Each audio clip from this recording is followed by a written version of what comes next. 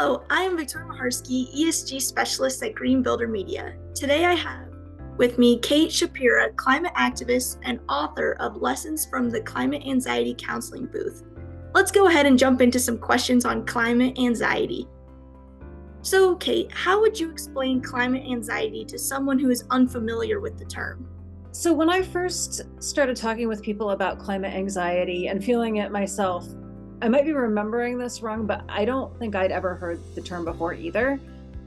It does turn out that other people were already using it, but I didn't search for it or reach for it. And now it's almost like a professional field for mental health practitioners and others. But what I meant when I started thinking and talking about it was a powerful and I guess haunting fear of what climate change is bringing to the earth. And also, I would say a discomfort with the uncertainty of what that will be. And I think that's still mostly what I mean. So again, like a fear of what climate change is bringing to the earth and the people of the earth, and then also a discomfort with that uncertainty. What will it be? Not wanting, wanting a certainty that we can't have right now. Who is the predominant group that is prone to feeling eco-anxiety, and how does that manifest? And how are you seeing eco-anxiety play out in real life? Yeah, I mean, different people, differently circumstanced people feel climate anxiety differently. So if you're somebody who has lived through a disaster, a flood or a terrible fire, a wildfire, you might fear that disaster happening again. And then some people might also fear things that have never happened to them, like having to leave where they are or having to struggle in ways that so far they've been able to avoid. I remember talking with a yoga instructor who was worried about the life that her kids and her grandkids would have. And based on the way that she described her life in the present, it seemed pretty clear that it was a pretty pleasant life. She had a lot of the things that she needed. She had a lot of options. And so the thing that was fearful for her was losing those options, and her kids' lives being less pleasant and open than she wanted them to have. And that's also this area of fear of things that haven't happened yet is, I think, an area where sometimes people's racism or their class prejudice kind of jumps out. So they're imagining that they'll have to defend themselves from people who have less than them, but why would those people have less? And then some people kind of fear that same defensiveness. They fear that climate impacts will give people who have more power than them another excuse to target them or exploit them or put them in a position where it's even harder to avoid that exploitation. And I think people sometimes also fear that the pathway that they were hoping for or planning for out of their struggles will be less open to them because of climate change. So a field that they plan to work in won't be as plausible or successful or as viable, or that the better life for their kids that they have been working for and suffering for maybe won't be able to come to pass because of climate impacts. And then some people fear for people who are closer to the front lines of climate disaster than they are. I remember talking with someone who her sister was in the Caribbean when a big hurricane was coming through and she couldn't reach her. And then I think some people get very stressed out about feeling ashamed, feeling guilty, feeling like they're not doing enough in the face of the scale of the problem. So I hear a lot of I'm scared that that I'm not doing enough. I'm only one person. And those are often people who are trying to make changes on the level of their household, or people who are sort of feeling bad for not doing that.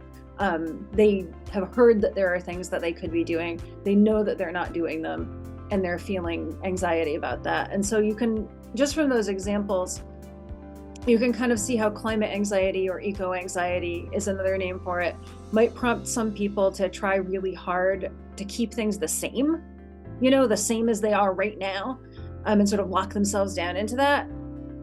Other people, it might prompt them to depression or despair or very intense guilt and shame. And then it might prompt still other people to try to organize to take care of one another, which is what happened to me. And I wanted to talk about your activism efforts.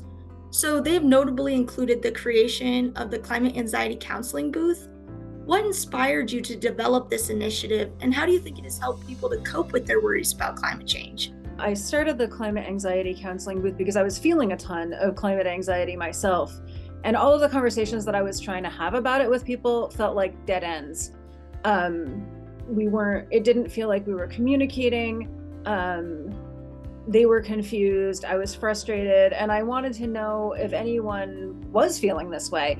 And also, if they weren't worrying about climate change, what were they worrying about? What was on their mind?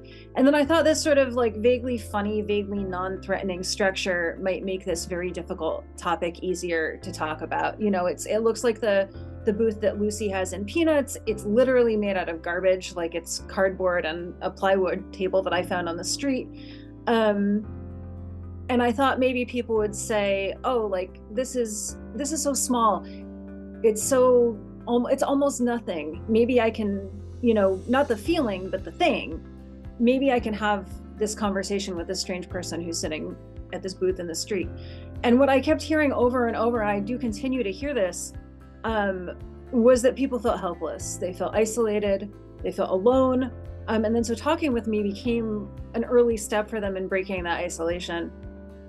And then when I'm having these conversations, I also ask people questions to kind of help them reveal what they know about where their emotions in response to climate change are coming from. Are they watching the news? Are they having conversations with people? All those things that I spoke about before, but also where those feelings might lead them. And for some people that does, I think, allow them to recognize their agency, right? The choices that they have in this moment, which can feel like we have very few choices. And then as you asked about the activism and organizing that I've done kind of more generally. And as I listened to more people, I also started to recognize that the climate anxiety counseling booth was good for taking that first step out of isolation, but it's really not a good vehicle for collective action. It's these small one-on-one, or maybe like 2 or 3 people at a time conversations. So it can be the beginning of something collective, but it really can't be the continuation of that. And as I got more involved in supporting environmental justice efforts in Providence, that's when I started sharing that information with people who stopped, or even offering them a way to get involved right then and there. So just thinking about simple ways for people to become involved and to feel their agency and to feel their power in the face of this crisis. I'm glad you brought up the power behind the collective, because I'm really interested in learning more about the journey, especially with the upcoming release of your new book, Lessons from the Climate Anxiety Counseling Booth, How to Live with Care and Purpose in an Endangered World, how you got from providing this direct support to individuals and how it got to this larger, incredible resource that's going to be reaching a much broader audience. So in addition to those kind of specific like community organizing connections, again, as I was listening to more and more people, I was hearing that they were feeling like very stuck on the how of responding to climate change. So like how to connect with other people to take action, but also how to let go of their visions of the future, how to imagine and build new visions that were more livable for more people, right? Like, how do you do that? And again, like, these conversations at the counseling booth could help people find their paths into climate action, kind of 1 or 2 at a time, but then how could that guidance be more widely distributed? And what would make people feel like they could transform their lives together on purpose to meet climate change in a real way? And so I reached out to people who had already done that and could tell their stories about it. I talked with people who work in policy. I talked with people who understand like indigenous fire and water science, just people who have made this work of caring for the living systems that we're all part of their life's work. And then I also started sort of codifying some of the questions that I'd been asking people at the booth just anyway. And I started making them into these exercises that are in the book, questions to ask each other for reflection and kind of like self-understanding, but also shared understanding of how you're feeling, what you want to do about that feeling, what provokes that feeling, where it's tending, and then practices to do together to practice some element of climate action. And I also kind of wanted to emphasize that collective action, political action, climate action is more than some people imagine. So it can be a sit-in at a politician's office for sure, but it can also be like watching the kids or walking the dog of the person who is doing that sit-in. Or one person can research the green housing development, another person can use what they found to speak up at the public hearing. Again, I want to stress this idea of climate anxiety is a state that a community can alleviate through these changes that people in it make or call for. And one major path to that alleviation, I think, is rent stabilization. So like, if you own your home, you can make changes to that home to make it more compatible with the local ecology or lower emissions. But as a renter, you're not necessarily able to make those moves, right? And we also know that people need more housing, much more. But if there's no ceiling on what people can charge for that housing, then the same people who can't afford housing now won't be able to afford it when it's built. And that also ties into climate migration, climate gentrification. If people have to leave where they are they going to be able to afford to live where they have to go? Who gets to live where? Who gets pushed out?